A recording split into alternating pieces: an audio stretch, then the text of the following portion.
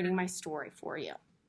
This book was one of my favorite books that my mom would read to me when I was about your age. It's called Listen, Buddy. If you can tell, Buddy is a what? Buddy is a what? Rabbit. Bunny. Yeah, a bunny or a rabbit.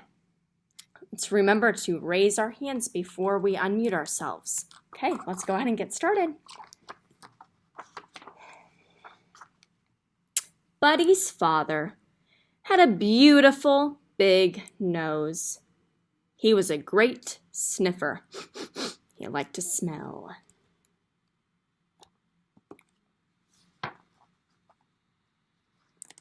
Buddy's mother had beautiful big teeth. She was a great chomper. Go ahead and chomp your teeth with me. Buddy had beautiful big ears. It didn't matter. Uh-oh. Think about what we usually use ears for. Think about it. When Buddy's parents sent him to the vegetable stand to get a basket of squash, he came home with a basket of wash. When they asked him to buy 15 tomatoes, he came home with 50 potatoes. Uh-oh. I don't think he was listening there. Buddy's father said, "Listen, Buddy, will you please bring me a pen?" "Who?" asked Buddy. "You," said his father. "Will you please bring me a pen?" "A what?" asked Buddy. "A pen," said his father. "Will you please bring me a pen?" "Sure," said Buddy. Buddy's father said, "Listen, Buddy."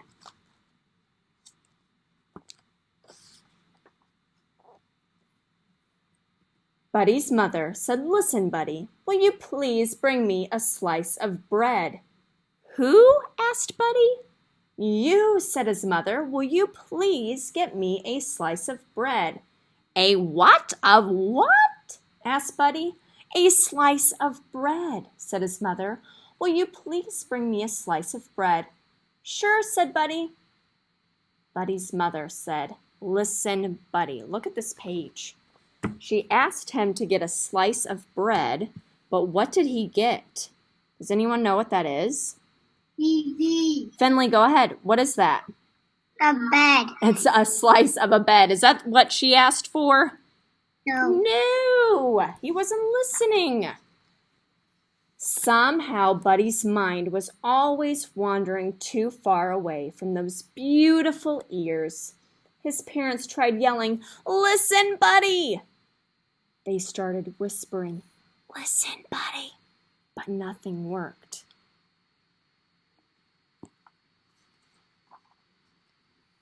One day, Buddy got permission to go for a long hop.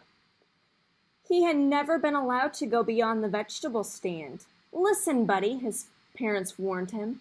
"Just remember, at the end of the road, there are two paths. The path on the left will lead you around the pond and back home, but the path to the right will lead you to the cave of the scruffy varmint. And that scruffy varmint has a nasty temper, so be sure to take the path to the left." "Right?" asked Buddy. "Left," said his parents. "Right," said Buddy. And with a salute of his paw, he hopped away. Uh-oh, I'm a little nervous. Is anyone else nervous? Let's see. Feeling very grown up, Buddy hopped along, past the vegetable stand and on to the end of the road. "Now let's see," he pondered. "Was I supposed to go left or right? Or right or left? Which way was he supposed to go? Which way was he supposed to go? Wyatt, do you remember? Left. Oh. Wyatt, which way was he supposed to go? Left. Let's see what he does. He thought as hard as he could. The last thing I said was right, so that must be right. Right he went. Is that where he needed to go? Let's see what happens. 25 hops later, Buddy discovered that right was wrong. There in front of his cave was the scruffy varmint, doing scruffy things that varmints do, like snarling, musing his hair, rubbing dirt on his knees, and scratching a whole lot of itches. Scratch a whole lot of itches. Scratch. At his feet was a large soup pot. "What are you going to do with that soup pot?" asked Buddy. "What does one usually do with a soup pot? Bake pie?" "No," replied the scruffy varmint, not too kindly. "I'm going to make some soup." "Some what?" asked Buddy. "Soup," snarled the scruffy varmint. He does not look very nice.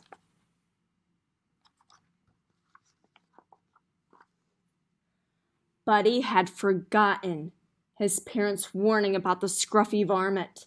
He asked eagerly, "May I help?"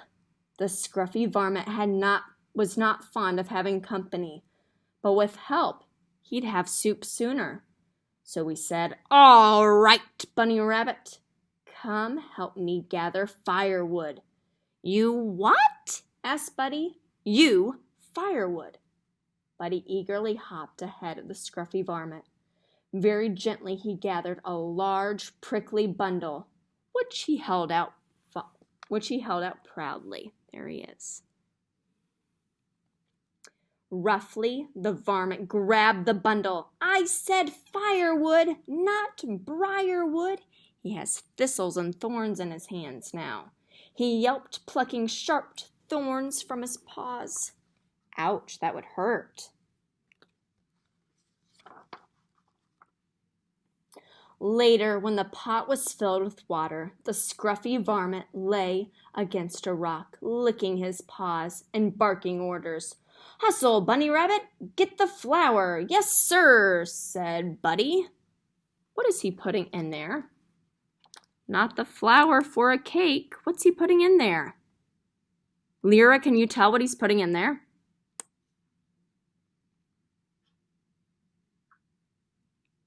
What's he putting in there?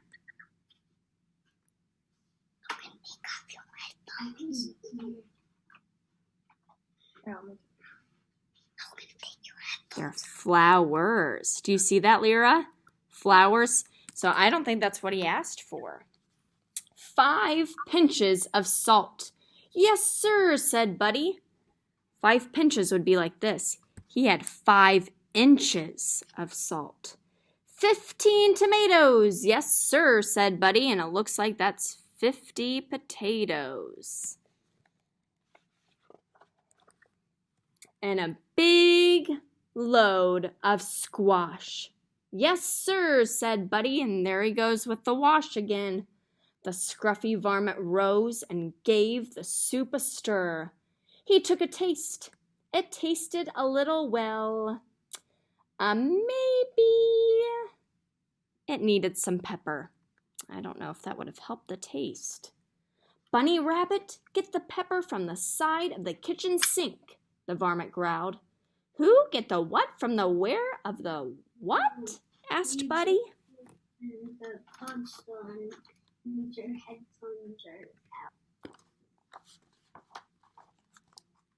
The scruffy varmint repeated, "Who? Get the what from the where side of the where what? Never mind." He stalked into the kitchen and got the pepper himself and sprinkled it into the soup. "There," he snarled. "Now, Bunny Rabbit, put the soup on the fire." I think he means to put the pot on the fire. Look at what Buddy does. But Buddy put the soup in the fire. Now they won't be able to have any soup. I don't think I would want to taste that soup anyway. The fire went hiss. So did the scruffy varmint. I'll teach you, he howled. I will have soup, bunny rabbit soup, and I know just the bunny to use. The bunny rabbit who never listens. Buddy listened.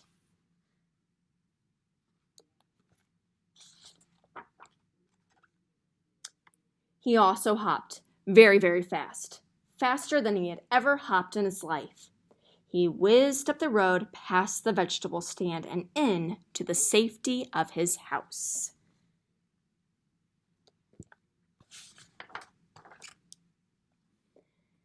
And a little later, when Buddy's parents asked him to bring a pin and a slice of bread, Buddy listened.